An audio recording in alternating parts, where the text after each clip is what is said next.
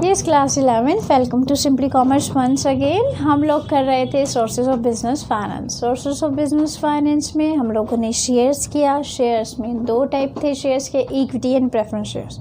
Last video में हमने preference shares के बारे में पढ़ा, उसके फीचर्स के बारे में जाना। तो आज हम इस वीडियो में क्या करने वाले हैं, प्रेफरेंस शेयर्स के मेरिट्स एंड डीमेरिट्स को अच्छी तरह से समझेंगे। क्योंकि जब भी हम किसी टॉपिक की मेरिट्स और डीमेरिट्स को अच्छी तरह से समझ लेते हैं तो इसका मतलब हमें वो कंसेप्ट बहुत अच्छी तरह से क्लियर हो गया। तो चलिए आज के वीडियो में पढ़ते हैं merits of preference dividend and demerits of merits and demerits of preference shares. चलिए स्टार्ट करते हैं।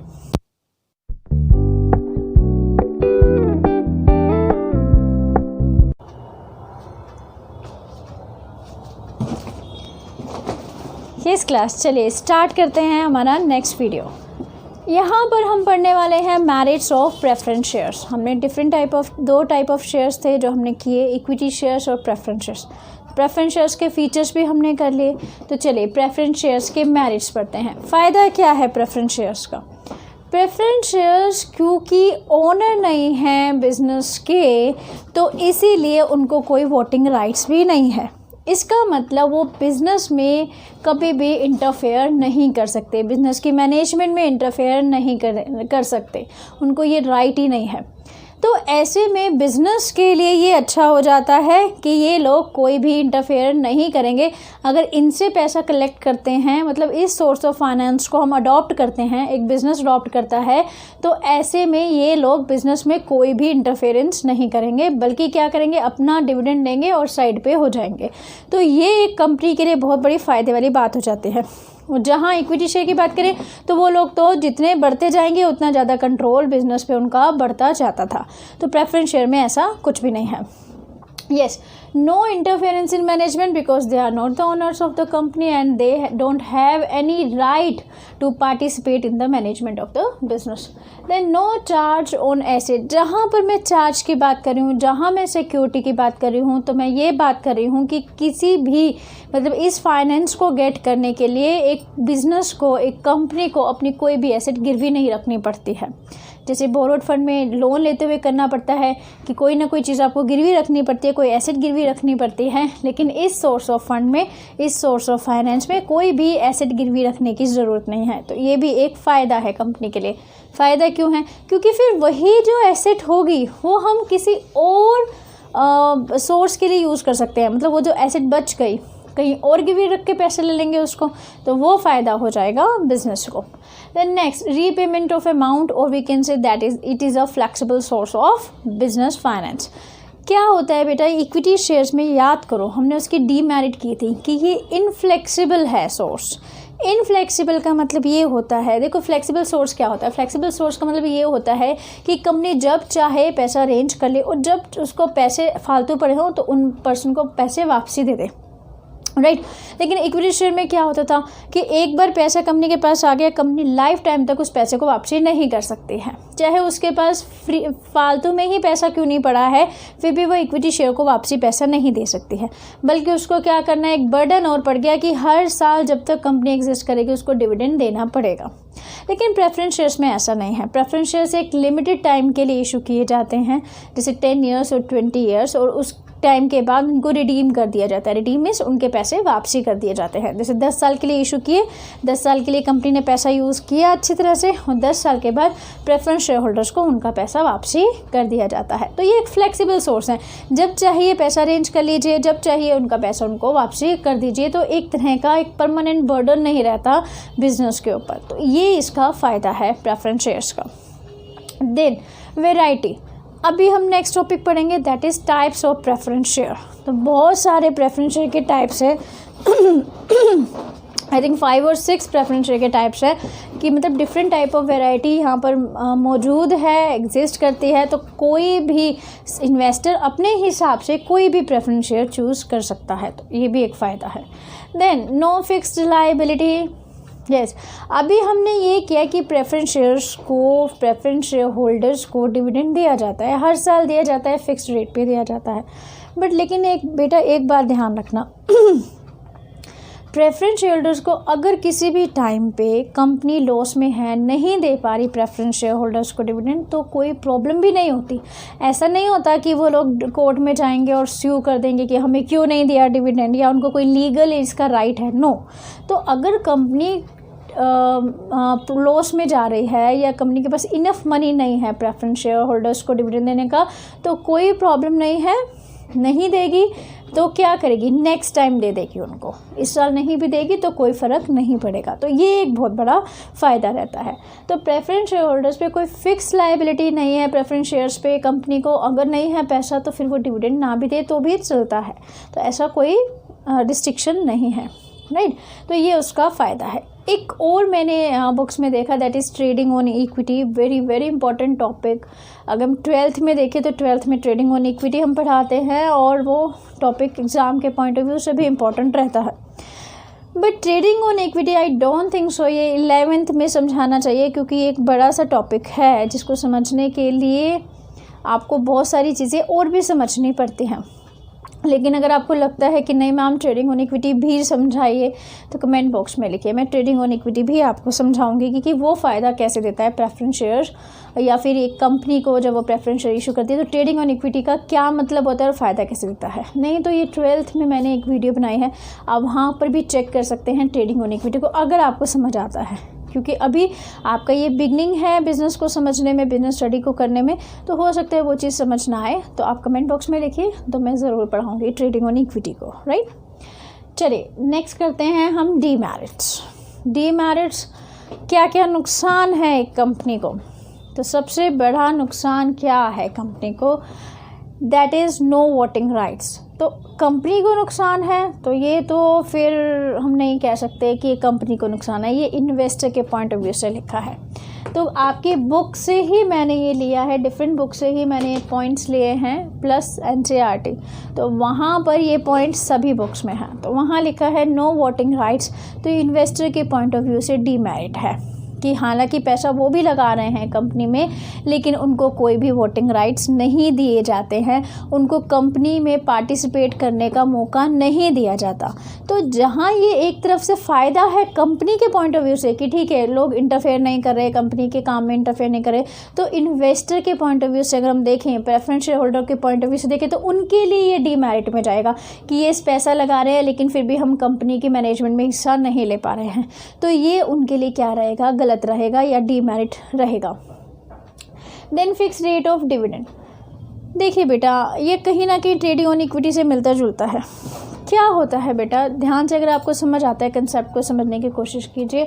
इसमें क्या है, फिक्स रेट ऑफ डिविडेंड भी कई बार डीमेरिट की वजह बन जाता है। देखो क्या होता है, जितना भी एक कंपनी को प्रॉफिट होता है तो उस प्रॉफिट को वो जब डेट का इंटरेस्ट दे देती है, जिससे लोन लिया उसमें इंटरेस्ट दे देती है उनको, फिर वो प्रेफरेंस शेयर होल्डर्स को एक फिक्स्ड डिविडेंड देती है। सपोज 10% देना है तो 10% ही देना है चाहे कंपनी कितना ही ज़्यादा प्रॉफिट अर्न करे। और उसके बाद जो पैसा बच जाता है वो सारा का सारा पैसा इक्विटी शेयर होल्डर्स का होता है। ज़्यादा बचेगा तो भी उनका, कम बचेगा तो भी उनका। तो इसका मतलब इक्विटी शेयर होल्डर्स क्या कर रहे हैं, रिस्क बेयर करते हैं। लेकिन जब कंपनी को बहुत ज़्यादा प्रॉफिट होता है तो फ़ायदा भी उन्हीं को सबसे ज़्यादा है। क्यों? क्योंकि ये लोग क्या करते हैं, ये तो एक 10% लेके साइड पे हो जाएंगे। चाहे कंपनी कितना ही ह्यूज प्रॉफिट अर्न कर रही है फिर भी इनको 10% ही मिलेगा, राइट। ये लोग तो अलग होकर 10% लेके, इनको कंपनी के प्रॉफिट में तो कोई हिस्सा नहीं मिला। तो जो जितना बाकी ह्यूज अमाउंट ऑफ प्रॉफिट बच जाता है वो सारा का सारा इक्विटी शेयर होल्डर्स में बच जाता है। तो इसीलिए कहते हैं कि कई बार ये fixed rate of dividend investor के लिए एक डीमेरिट बन जाता है, क्योंकि वो प्रॉफिट में कोई हिस्सा नहीं ले पा रही है। उसको तो बस एक 10% लेना है और निकल जाना है साथ में। कंपनी चाहे कितना ही ज़्यादा प्रॉफिट अर्न करती है, उस बेचारे को तो कोई, शेयर होल्डर्स को तो कोई भी उस चीज़ का कोई भी फ़ायदा नहीं मिलने वाला है। और अगर मैं इसको कंपनी के पॉइंट ऑफ व्यू से देखूँ तो वो भी हम कह सकते हैं कि फ़िक्स्ड रेट ऑफ डिविडेंड वो उसके लिए भी डीमेरिट है कि उसको एक फ़िक्स्ड रेट तो देना ही पड़ेगा। इक्विटी शेयर होल्डर्स को दो ना दो डिविडेंड चलता है, लेकिन प्रेफरेंस शेयर होल्डर्स को एक साल नहीं देंगे, 2 साल देंगे, लेकिन 3rd ईयर आपको उसको देना ही पड़ेगा। इससे ज़्यादा नहीं देंगे तो एक लॉ होता है जिसके अकॉर्डिंग वो मैनेजमेंट में भी पार्टिसिपेट कर सकते हैं उसके बाद, मतलब ये सब कुछ कंपनी लॉ में हम बाद में पढ़ेंगे जब आप हायर एजुकेशन इस गेट करेंगे। तो कहीं ना कहीं ये एक तरह से बर्डन भी रहता है, कंपनी को फिक्स डिविडेंड देना पड़ेगा। और जब मैं प्रेफरेंस शेयर होल्डर्स के पॉइंट ऑफ व्यू से कहूँ तो ये बेचारे फिक्स डिविडेंड लेते हैं, तो ये भी उनके लिए भी नुकसान है, क्योंकि वो कंपनी के प्रॉफिट में कोई पार्टिसिपेट नहीं करते हैं। ज़्यादा प्रॉफिट होगा तो फिर उनको तो फिर भी उतना मिलना है, फिर भी उतना मिलना है। प्रॉफिट ज़्यादा होगा तो फ़ायदा किसको होगा? इक्विटी शेयर होल्डर्स को, क्योंकि जो बचा हुआ प्रॉफिट रहता है ना वो सारा का सारा इक्विटी शेयर होल्डर्स को मिल जाता है। तो दोनों के पॉइंट ऑफ व्यू से हम लिख सकते हैं कि दोनों के पॉइंट ऑफ व्यू से नुकसान की बात रहती है। Then next, no tax saving. हमेशा ध्यान रखो, ये ट्रेडिंग ऑन इक्विटी के ही एक्चुअली में पॉइंट है। नो टैक्स सेविंग का मतलब क्या है? प्रेफरेंस शेयर्स पे या प्रेफरेंस शेयर्स को डिविडेंड देने में कंपनी की कोई भी टैक्स की बचत नहीं होती है। जबकि अगर वो बोरोड फंड, जो हम नेक्स्ट करेंगे ओन फंड के बाद, अगर वो बोरोड फंड इशू करती है तो उसमें कंपनी को टैक्स में रिलीफ मिल जाता है, मतलब उसको कम टैक्स देना पड़ता है क्योंकि वो टैक्स डिडक्टेबल सोर्स है। तो अगर वो बोरोड फंड पे इंटरेस्ट देती है तो वो एक एक्सपेंस काउंट होता है और उसका टैक्स बच जाता है। लेकिन प्रेफरेंस शेयर्स में ऐसा कुछ भी नहीं होता, मतलब कंपनी का कोई भी टैक्स नहीं बचता, कंपनी को अपना पूरा टैक्स देना पड़ता है। तो इसीलिए प्रेफरेंस शेयर से अच्छा उनको लगता है कि बोरोड फंड आप इशू कर दें, क्योंकि उससे उनको कम से कम टैक्स का तो फ़ायदा मिलेगा, टैक्स रिलीफ मिलता है।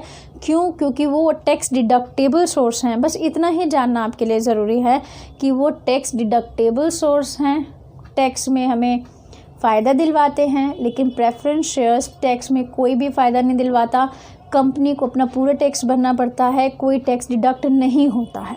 ठीक है, तो ये भी एक डीमेरिट बन जाती है प्रेफरेंस शेयर्स के।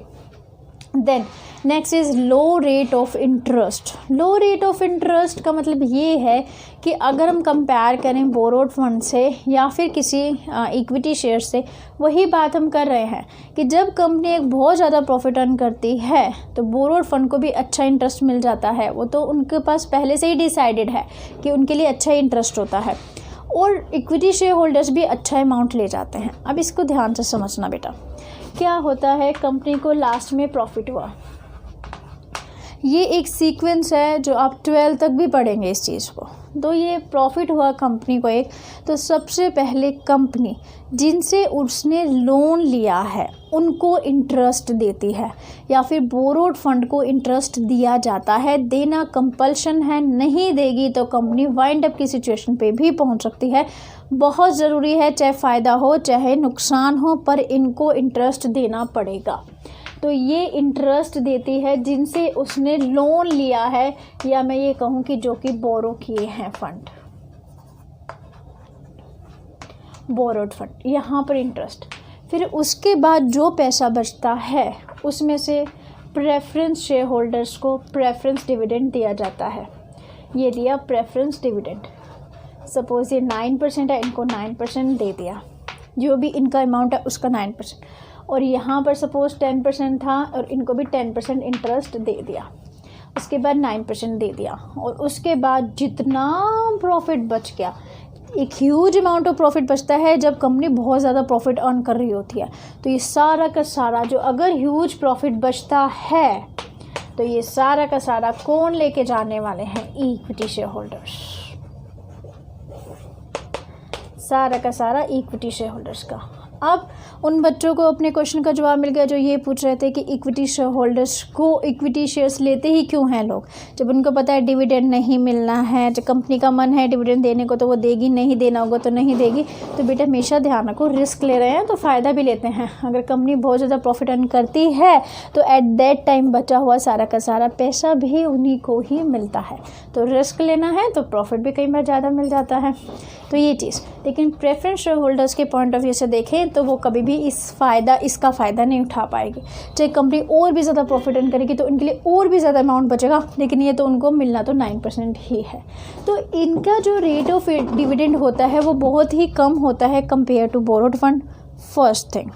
सेकेंड थिंग, ये लोग कभी भी अगर मान लो कंपनी प्रेफरेंस शेयर्स पे डिविडेंड किसी साल नहीं देती तो ये कंपनी को स्यू नहीं कर सकते हैं, कंपनी को ये नहीं कह सकते कि आपने डिविडेंड नहीं दिया तो कोई प्रॉब्लम नहीं है, कंपनी के पास पैसे नहीं हैं तो नहीं दे रही आपको डिविडेंड, तो इसमें कोई रिस्क भी नहीं है।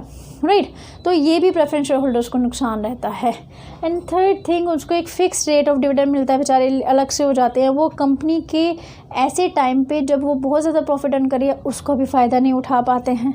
तो एक तरह से ये सारे कंपनी की क्या, ये सारे प्रेफरेंस शेयर्स के क्या बन जाते हैं, डीमेरिट्स बन जाते हैं, राइट। पर फिर भी प्रेफरेंस शेयर को फ़ायदा है अगर हम कंपेयर करेंगे इक्विटी शेयर से, क्योंकि इनको एक फ़िक्स डिविडेंड मिलता ही रहता है। और दूसरी बात, इनको वाइंड अप पे भी सबसे पहले पैसे दिया जाता है डेट के बाद। और तीसरी बात, प्रॉफिट में भी इंटरेस्ट के बाद इन्हीं को ही पैसा दिया जाता है, इन्हीं को ही डिविडेंड दिया जाता है। कुछ बचता है तो फिर इक्विटी को दिया जाता है। तो कई बार ऐसा भी तो टाइम होता होगा जब लॉस होता होगा या कम प्रॉफिट होता है, तब इक्विटी को कुछ भी नहीं मिलता, ठीक है ना। पर इनको अपना फिक्स्ड मिल जाता है, तो ये उसके लिए फ़ायदा भी हो गया एक तरह से। तो हर एक सोर्स ऑफ फंड के अपने फ़ायदे भी हैं और नुकसान भी है। तो चेक करके कि हमें कौन सा नुकसान ज़्यादा बड़ा लगता है या कौन सा फ़ायदा ज़्यादा बड़ा लगता है, तो उसी हिसाब से ही बिज़नेस अपने जो फाइनेंस को अरेंज करता है। उसको लगता है कि इक्विटी ज़्यादा उसके लिए ठीक रहेगा तो इक्विटी, प्रेफरेंस तो प्रेफरेंस इशू करता है, राइट। तो ये थे प्रेफरेंस शेयर्स। तो हमने कंपेयर भी कर लिया साथ साथ में इक्विटी और प्रेफरेंस को। ध्यान रखिएगा, very very important topic, difference between equity and preference share, ये भी बहुत ज़्यादा इंपॉर्टेंट टॉपिक है। तो इसको भी आप करेंगे, करवाएंगे। एक छोटा सा ही टॉपिक है, तो इसको भी हम कर लेंगे किसी एक वीडियो में। और नेक्स्ट जो हम करने वाले हैं, ऐसा करते हैं नेक्स्ट वीडियो में हम टाइप्स ऑफ प्रेफरेंस शेयर्स कर लेते हैं और साथ में difference between equity and preference shares भी कर लेते हैं, ठीक है। तो मिलते हैं नेक्स्ट वीडियो में। चीज़ें समझ में आई तो लाइक ज़रूर करना, शेयर भी करना, सब्सक्राइब भी करना, राइट। चलिए अब हम वीडियो को एंड करते हैं। Last is thanks for watching.